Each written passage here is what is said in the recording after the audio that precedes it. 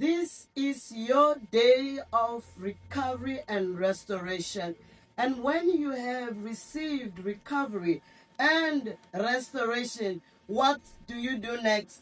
You pray, you praise, you stay with the word. Unapologetic praise, focusing on God, who is the author and the finisher of your faith.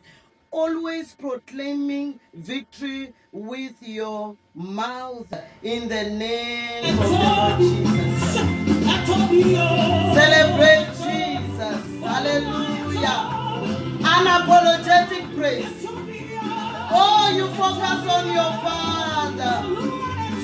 Oh, Lua etobi, etobi, etobi, oh, Lua etobi, etobi, oh, let it be your song, etobi, oh, Lua etobi, etobi, oh, etobi, koseni televisa garere, oh, etobi, koseni televi jagawere, oh, etobi. They go now into our YouTube, into our Facebook, and dance your way to victory. It is the day of recovery and restoration, living the very life of God as mere mortals. The Lord bless you.